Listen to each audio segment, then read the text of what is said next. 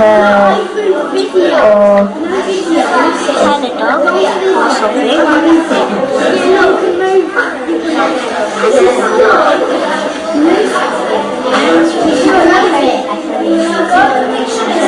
So if you put Orlando, you can see what it's like in Orlando on the webcam. So if you go on webcam, you can see what it's actually like now. And just move your finger along to see what it's like. And you can type in any country, and you can also see the weather, what it's like. How long have you been using these? For about a week or so. Yeah, 2 weeks or something. The power of the touch is the fact that all 32 can hit the wireless internet and get on it and not have any queues or anything. It goes through our website filtering, so there's no problem with that. The skills that the children are using, the actual physical skills, the IT skills that they are using as well, has been a significant development for them in a very short space of time. The speed which they're learning is amazing. Now I'm going to show you how to copy and paste.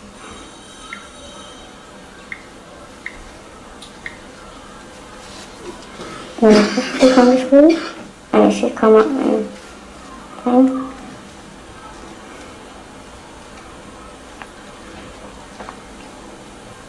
Now you just press copy, and then there's next.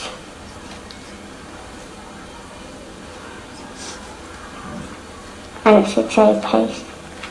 Paste it, and there you have it. How old are you? I'm 8 years old. And how did you find that out? Just pressed the screen, and then I just found a microscope, and then I use it and put it on the word, and then it just showed a copy, and I clicked it, and then I did it. Okay, I just wanted you to see that child because he's just divine, and really, you know, his tech skills are amazing, his user skills. Just very quickly, with the person next to you, what did you think of that project? What are your reactions as a teacher? Does it mean anything to you? Could you see some sort of similar application? Not necessarily with primary students, of course, this is an example with primary, but what does that video say to you? Right, I'll stop you there. I always know it's time to stop a pair work activity when I hear somebody say, yeah, okay, so 8 o'clock, yeah, Christie's bar, yeah, no, I've already spoken to John, which is what I heard. So what do you think?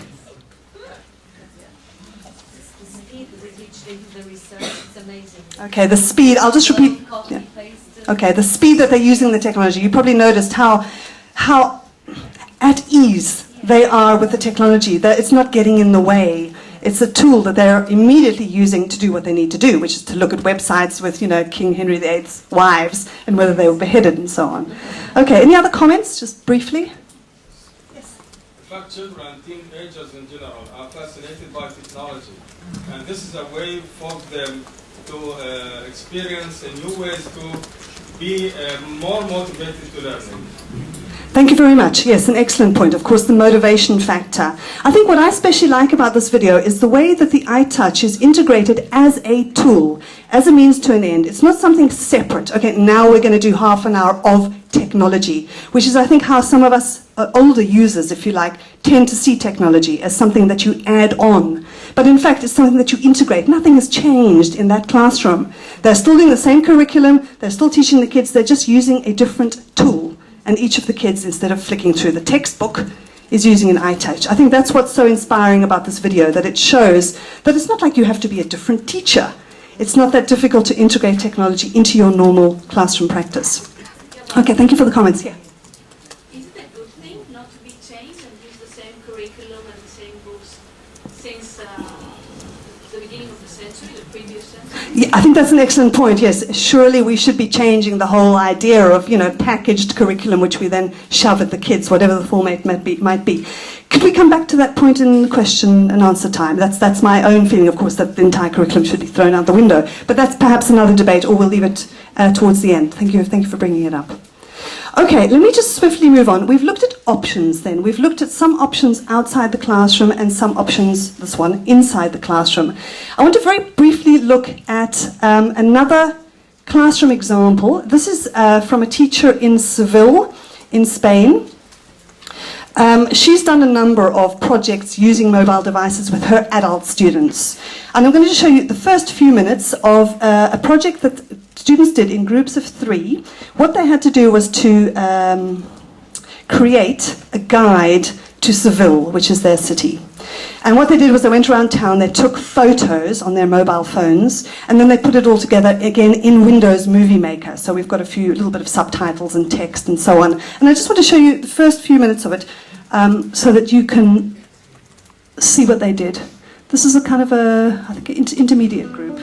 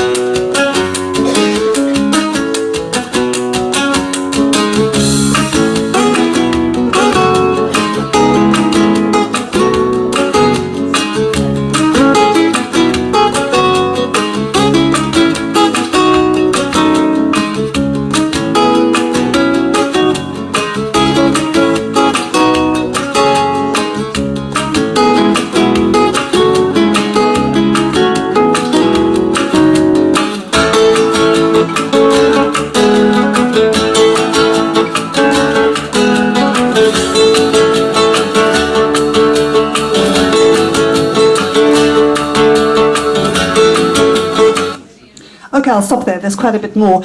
Of course, not all of those photos were taken by the students. The food ones definitely were, and some of the other ones. But the one of the aerial view of the Ithaca ruins, I doubt they all went up in a helicopter for that one. So they've integrated some from Google Images, probably. Okay, so there we go. Just a little project using phone photos or digital camera photos, and quite a nice effect. Okay, let's move on then to apps. Would somebody like to give me a definition of an app? Okay, right, an application, a small program that you can download onto your mobile device.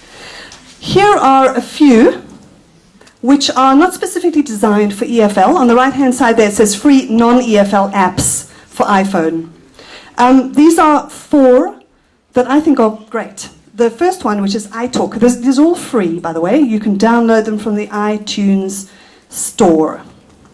If you don't have an iPhone, there are some of these equivalent for other mobile phone types like Windows Mobile or Android and so on. But at the moment, the iPhone has the biggest range of apps, thousands of them. iTalk is basically just a recorder, a voice recorder. You can speak into it and record yourself and save it as a little audio file on your iPhone or on your iTouch. Dictionary.com is the one I mentioned earlier that I used on the plane yesterday, and you saw the kids in the movie also using Dictionary.com, which is an English dictionary and a thesaurus, also very useful and free. Blanks is quite a nice little free vocabulary app for advanced learners. Basically, you get a sentence or a definition. Yes, it's a definition with a missing word, and then you have 4 options, and you drag the correct one into the definition. Again, another free one. And finally, this one I discovered, which I love. It's a mind map application. Simple Mind. I'll just move around so you can see properly.